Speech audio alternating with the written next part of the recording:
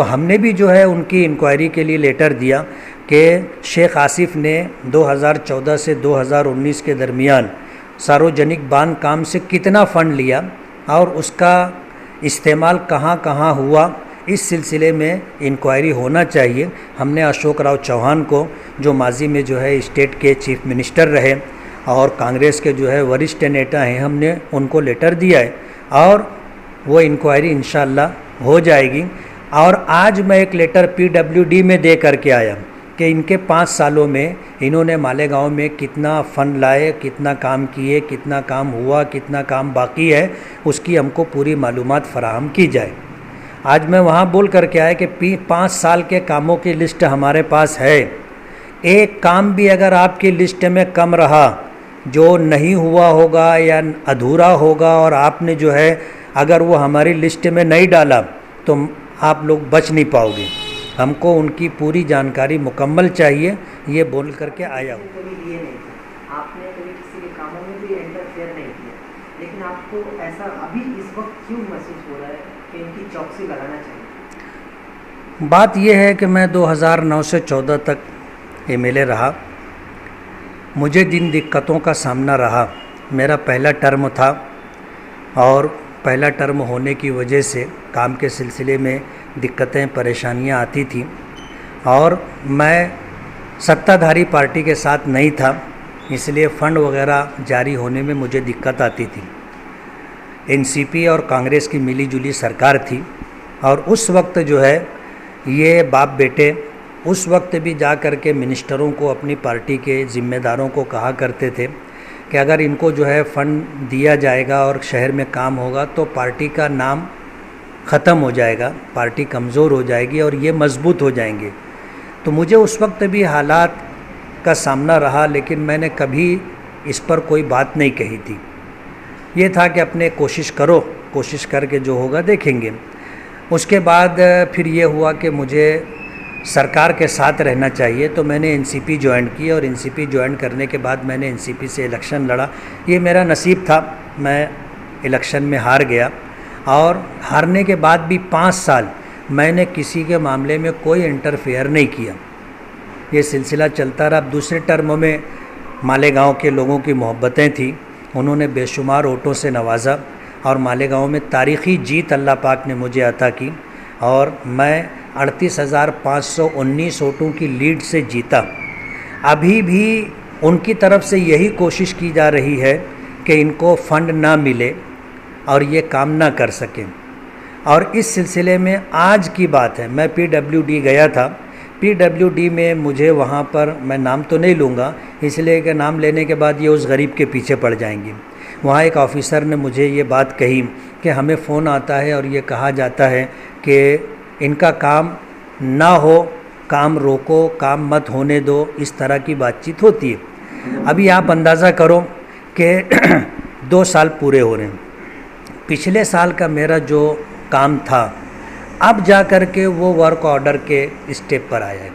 इन्होंने पूरे शहर में हवा उड़ा दी थी कि इनका पूरा फ़ंड लैप्स हो गया, ज़ाय हो गया, ख़त्म हो गया।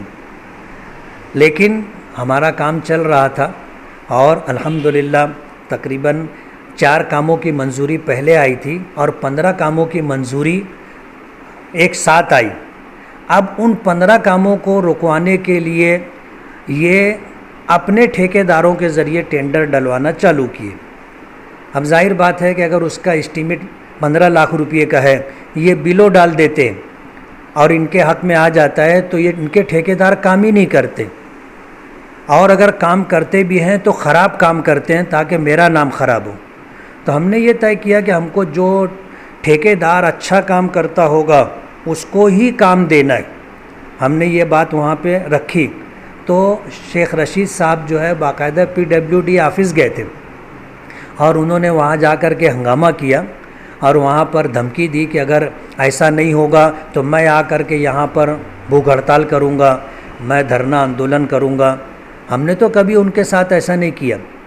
आज वो हमारे साथ ऐसा कर रहे हैं तो ये हुआ कि अब इनको भी बताना ज़रूरी है कि काम रुकवाने में हम लोगों को किन दिक्कतों का सामना है।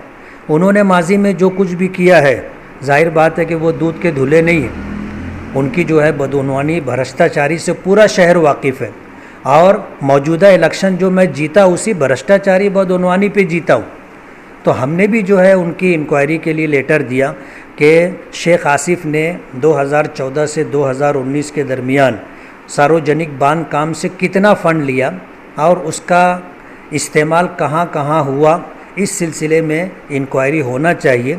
हमने अशोक राव चौहान को, जो माजी में जो है स्टेट के चीफ मिनिस्टर रहे और कांग्रेस के जो है वरिष्ठ नेता हैं, हमने उनको लेटर दिया है और वो इंक्वायरी इंशाअल्लाह हो जाएगी।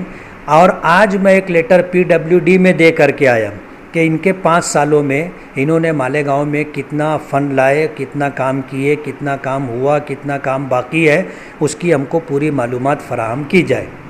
आज मैं वहाँ बोल करके आया कि 5 साल के कामों की लिस्ट हमारे पास है।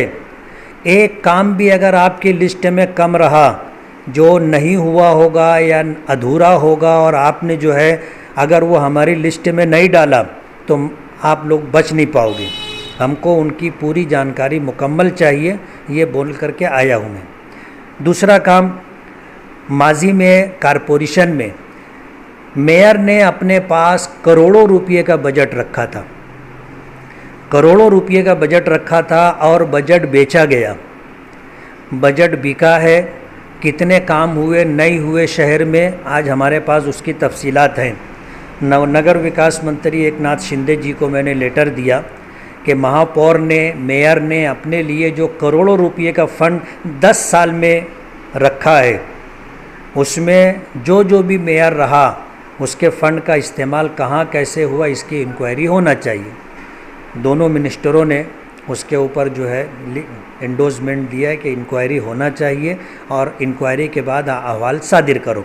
तो वो अहवाल पहुँचेगा और इंक्वायरी होने में दूध का दूध पानी का पानी हो जाए। दरमियान उनसे ये सवाल पूछा गया था कि आपको मतलब चौकसी का सामना करना पड़ सकता है, चौकसी लग रही है, तो उन्होंने साफ ये बात कही है कि मुझे डरने की ज़रूरत नहीं है क्योंकि इस तरह के काम करने के लिए क्या है, आदमी ऐसा ही कहता है।